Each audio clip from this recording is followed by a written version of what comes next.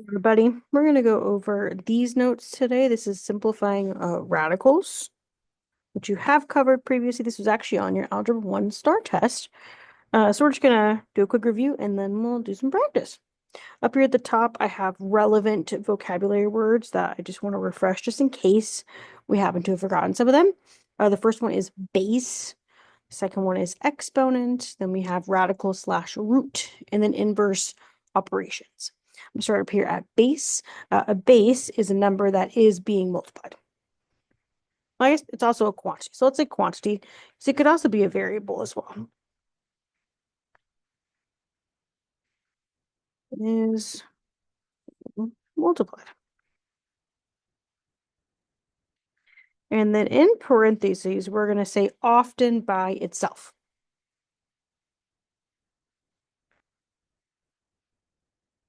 As in multiplied times itself. Example, you can pick any number that we want. Let's say 5 cubed. That is a base. Because 5 is being multiplied by itself 3 times. An exponent is the other half of this example here. The exponent is the number of times the base is multiplying.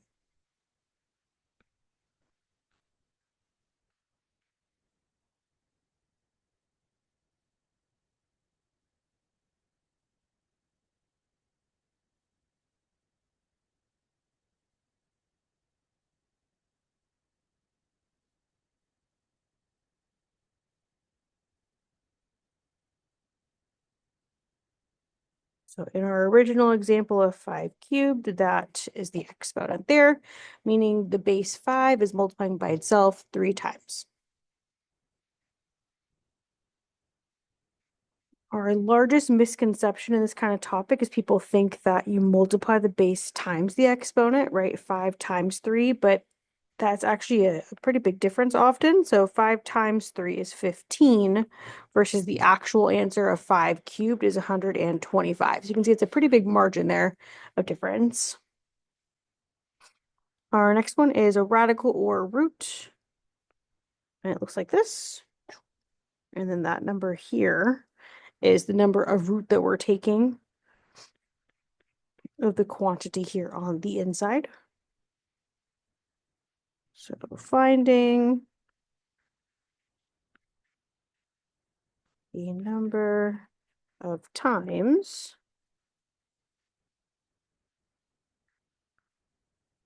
the root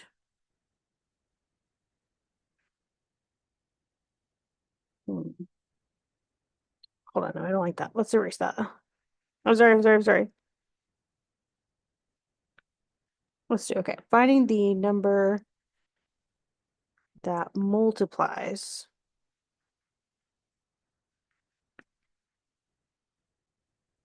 in times by itself to equal what's inside that root.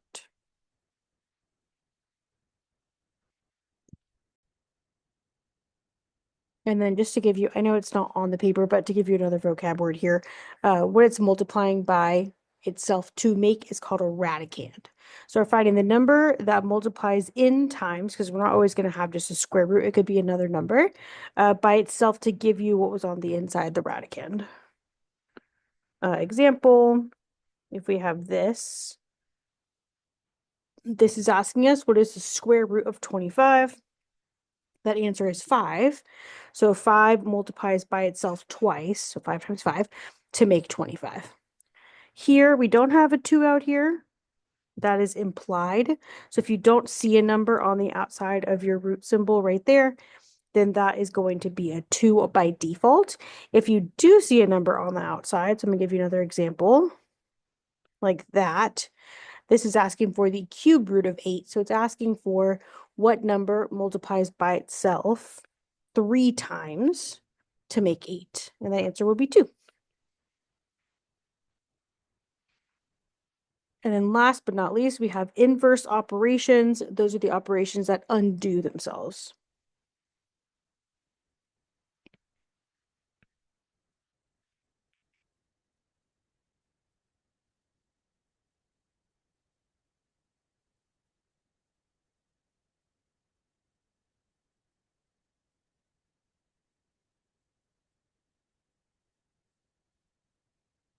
operation that undoes what's already happening. And then obviously we're just going to write the examples here. To undo addition, you would subtract, and vice versa. To undo multiplication, you would divide. And then to undo the square of something, you would take the square root.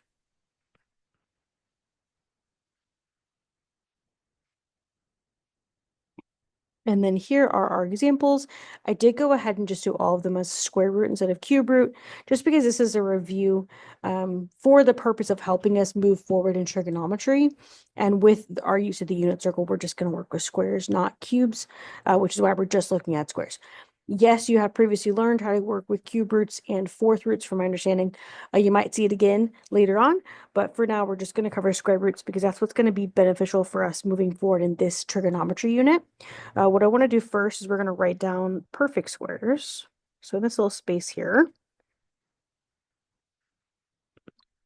we're just going to write down the ones that we have memorized. So normally we would assume with our practice of mental math, 1 through 12. So 1 squared is 1, 2 squared is 4, 3 squared is 9, 4 squared is 16, 5 squared is 25, 6 squared is 36, 7 squared is 49, 8 squared is 64, 9 squared is 81, 10 squared is 100, 11 squared is 121, and 12 squared is 144. This is what I would feel comfortable saying you should have memorized. Some people might know through 15. I do think that's a pretty common number to know too as well. So the next one, 13 squared is 169, 14 squared is 196, and that 15 squared is 225. Now, if your number that you're looking for is larger than the perfect squares that you have listed, you would just check and make sure it's not a perfect square. Maybe it is and we just don't know before you go down the list that we're about to do. So let's go ahead and look at number 1. We have the square root of 175. The easiest way to simplify these is to identify if there is a perfect square that divides into our total quantity, and I'm going to write it down. So what I'm going to do first, it's a little bit bigger here, and I'm looking for what of these numbers goes into 175? So I'm just going to look at my list here. And what I'm actually going to do is probably what I think is easier is just rewrite the list right over here. So 1, 2, 3, 4, 5, 6, 7, 8, 9, 10, 11, 12. And then 13 is the biggest we can go and not go past our 175. And we want to know which of these numbers here will divide evenly, so not give us a decimal, into 175. Obviously, 169 isn't going to work. It's a little bit too big. Normally, the easiest way to look is just to see if you possibly can split it in half, right? Because generally, not the exact right, but generally is safe enough to assume it's going to be half. But let's see here, like I said before, if it's bigger than the numbers that we know, we are just going to double check that it's not a perfect square. If you just want to always do that, you can. You can see it has decimals, so this is not a perfect square. Now we're just going to check the other ones. We want to see if 144 and down will divide evenly into 175. Obviously, 144 times 2 is going to be way bigger than 175. That's why I said we can look at half of 175 because a number times 2 would give us 175. If you want to go that way, we can also do that here. Divide by 2. We get 87.5. So anything bigger than 87 isn't going to work. We can look here at 81.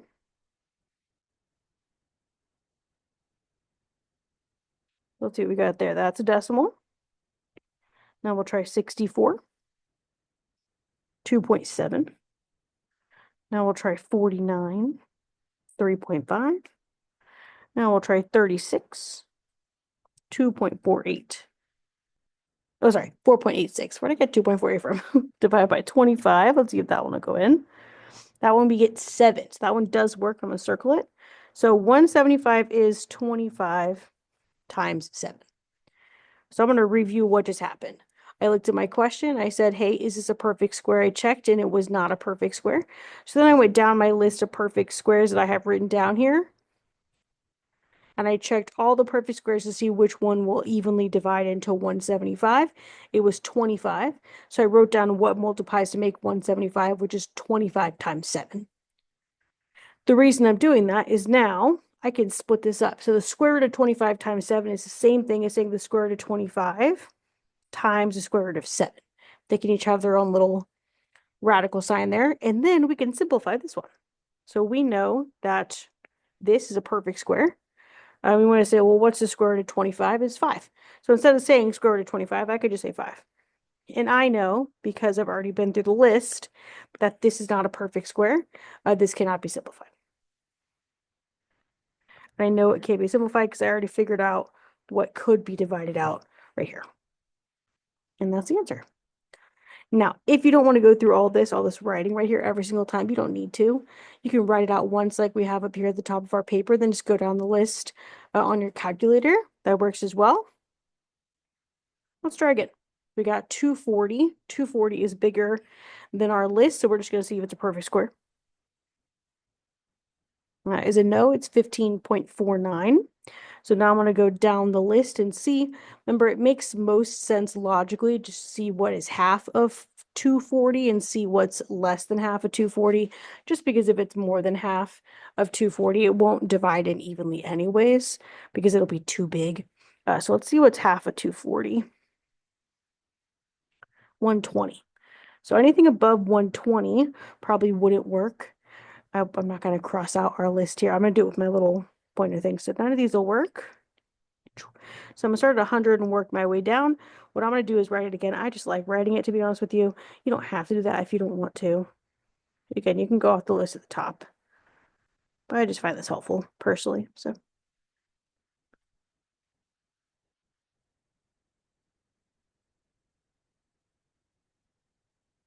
okay, so here's all the ones less than 120.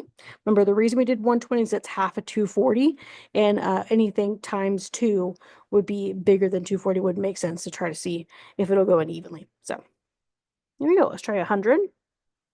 That gave me 2.4, so that's enough. Let's try 81. 2.9. 64. 3.75. 49. 4.89. 36. 6.666 repeating. 25. 9.6. 16. I got 15, so that one did work right there. So 240 is 15 times 16. Remember, I can split them up, and they each get their own little radical here. And then I'm going to simplify. So square root of 16 is a perfect square. It is 4. So instead of writing square root of 16, I could just write 4. And the way that we write these down is like this. We're going to put the whole number in front of our square root, just like you did when you learned about quadratic formula back in Algebra 1. And there we go. The reason we go from the biggest number to the smallest number, I'm going to show you why over here, is if you started at the small numbers, you would have gotten that 4 goes evenly into 240. You get 60. Sorry, let's see. 4 times 60. And then you would have gotten this, right?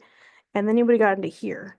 Except this is not the answer because it can be simplified farther, because 60 is still 4 times 15, and the square root of 4 is 2. Like that. That's what you would have gotten to. So it's quicker if we just always start with the bigger option, the biggest number that will evenly divide, that's a perfect square. Yes, you'd get to the right answer eventually, but some of us will have a better chance of messing it up if we do have those extra steps there. Okay, go ahead and see if you can do number 3 and then come on back. Back here is number 3. Remember, when I'm writing down my perfect squares, I want to see which of these would go evenly into here. I looked at my list up here, and the biggest I could go that would make any semblance of sense is 49. But then remember, if I'm trying to figure out what divides evenly into 54, so something times something, the smallest whole number I can multiply by is 2. obviously 1, but that would just give me 54.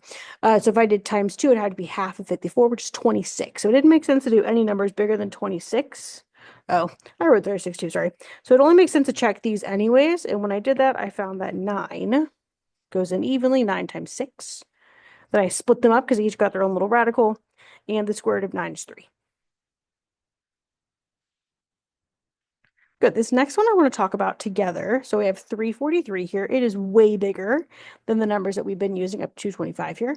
So I want to check if this is a perfect square. If you forget to do that, it can really throw it off because you won't be able to find if it is a perfect square. You won't be able to find any numbers that'll go in evenly. So we're always going to check if it's bigger than the ones we have on our paper. We're going to see, hey, could it be a perfect square? This one is not. So now I'm going to see what is half of 343.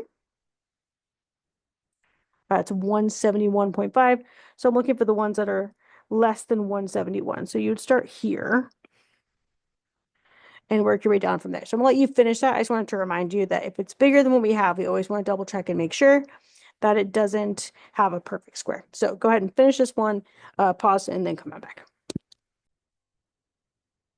Here is the answer we should have for number 4. You should have gotten the square root of 7. Or sorry, 7 times the square root of 7, because the square root of 343 is the same thing as the square root of 49 times 7. So I started here because this was halfway of 343. It was 170.